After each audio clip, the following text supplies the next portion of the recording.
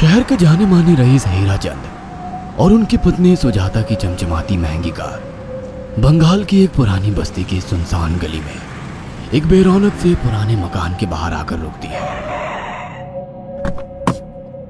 सुजाता, ये तुम मुझे किस जगह लेकर आई हो? ये तो कोई गरीबों की बस्ती लगती है। यहाँ ऐसा क्या है?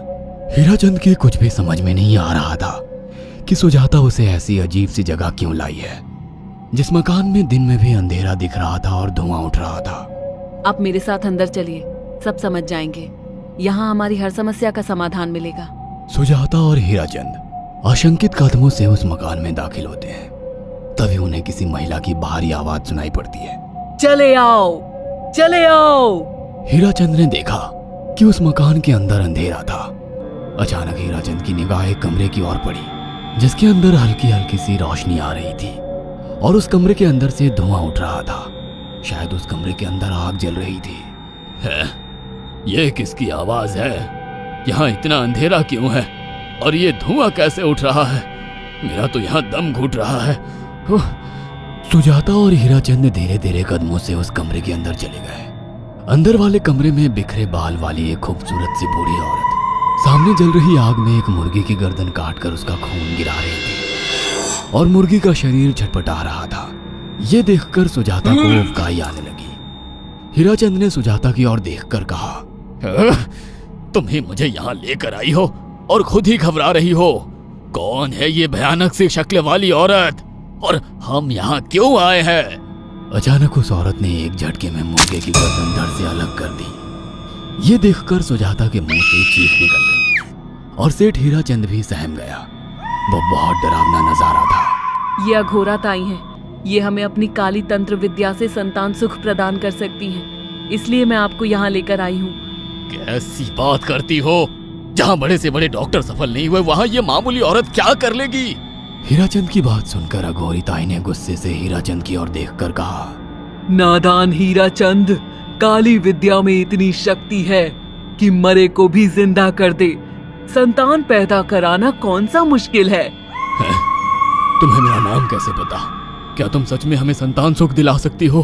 तुम जितनी दौलत मांगोगी मिल जाएगी, अगर ये संभव है तो। संतान का नाम सुनते ही हीराचंद की आंखों में चमक आ गई। वह संतान के लिए कुछ भी कर सकता था। तुम लोगों को मुझे एक नवजात शिशु लाकर देना होगा। मैं उस शिशु की बलि चढ़ा दूंगी और फिर वही शिशु तुम्हारे घर में फिर से जन्म लेगा। नवजात शिशु की बलि का नाम सुनते ही सुजाता और हरिचंद डर के मारे सिहर गए, पर उनकी आंखों में उनकी संतान का सपना ज्यादा बड़ा था। वो सब करने को तैयार थे। अघोराताई, आप जैसा कहेंगे हम वैसा करेंगे। बस हमें संतान सुख दिला दो। बिना वारिस के हमारी दौलत किस काम की? संतान सुख के लिए अंधे हो चुके सुजाता और हरिचंद अपनी नौकरानी शीला से एक नवजात बच्ची चोरी करवा के अघोरिताई को दे देते हैं।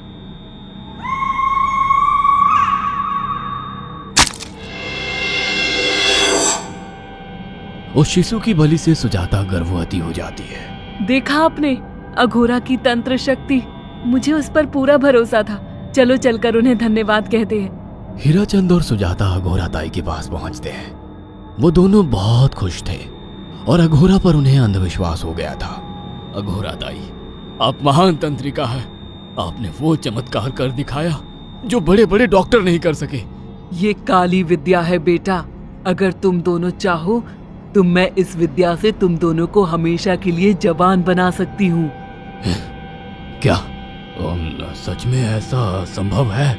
हाँ बिल्कुल, पर इसके लिए तुम्हें जवान लड़के और लड़कियों की बलि चढ़ानी होगी। तुम उन्हें यहाँ तक लाओ, बाकी मैं देख लूंगी। जवान रहने की लालच में अंधे सुजाता और हरिचंद एक अनाथ आश्रमों से हर रोज एक लड़की या लड़के को गोद लेने के बहाने अघोरी के पास बलि चढ़ाने ले जाने लगे। और एक दिन अघोरी ताई ने हीराचंद और सुजाता से इंसानी मांस खाने को कहा। पूरी तरह से इंसान से हैवान बन चुके अब वो दोनों इंसानी मांस खाने के लिए तैयार भी हो गए। ये गर्म खून और मांस खाकर तुम लोगों की उम्र भी बढ़ जाएगी। खाओ इसे। हाँ, सच में ये इंसानी मांस बड़ा स्वादिष्ट है। अघोरा ने अपनी बातों में फंसाकर सुजाता और हरिचंद को नरभक्षी बना दिया था। वो तीनों हर दिन बलि चढ़ाकर खून पीकर मांस खाने लगे। नौकरानी शीला भी नए शिकार लाने में उनकी मदद करती थी, मगर एक दिन शीला को शिकार नहीं मिला। मेम साहब, आज एक भी शिकार हाथ नहीं लगा और मैं बहुत थक गई हूँ और घर जाकर थोड़ा आराम करना चाहती हूँ। कोई बात नहीं शीला, एक छोटा सा काम है, तुम हमारे साथ चलो, लौटते में हम तुम्हें घर छोड़ देंगे। जी मेम साहब। शीला नहीं जानती थी कि शिकार नहीं मिलने से सुजाता और हरिचंद अंदर से बौखला गए थे और उनके दिमाग में एक शैतानी चाल चल रही थी। सुजाता, ये बेहोशी की दवा है। शीला के कार में बैठते ही तुम उसे सुंघा देना। आज हमें इसी की बलि देनी होगी। इसने हमारे यहाँ का बहुत खाना खाया, अब हम लोग इसे खाएंगे। वैसे भी ये आगे चल के हमारे लिए खतरा बन सकती थी। कार में बैठते ही सुजाता शीला को बेहोश कर देती है और वो लोग सीधे अघोरी ताई के यहाँ पहुंच जाते हैं, जहां अघोरी ताई शीला की बलि चढ़ा देती है और तीनों मिलकर उसे नोच कर खाते हैं। अघोरी ताई, हमको बलि चढ़ाते हुए पूरा 1 साल हो गया है। हमारा बेटा भी साल भर का हो चुका है। अब और कितनी बलि देनी होगी? बस एक आखिरी क्रिया और बची है, उसके बाद तुम दोनों हमेशा के लिए जवान हो जाओगे। कैसी क्रिया अघोरा ताई? 3 दिन बाद सूर्य ग्रहण है। हमें पास के घने जंगल में एक विशेष क्रिया करनी होगी। उसके बाद तुम लोग कभी बूढ़े नहीं होगे। कितना अच्छा होगा, हम हमेशा जवान रहेंगे और सालों साल तक अपनी दौलत से ऐश करेंगे। हाँ, सच कहा। अघोरा ताई ने हमारे हर सपने पूरे कर दिए। 3 दिन बाद बंगाल के बियाबान जंगल में कोहरे और ओस से भीगे पेड़ों के बीच एक घने बरगद की बेलों पर कटे इंसानी सिर लटक रहे थे, जिसमें से खून टपक रहा था। काले जादू का सामान भी रखा था।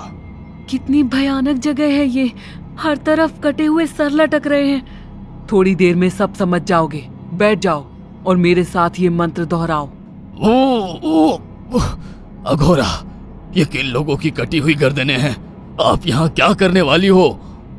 हीराचंद की बात सुनकर अघोरा जोर जोर से हंसने लगी और उसने एक शैतानी हंसी हंसते हुए हीराचंद की ओर देखकर कहा,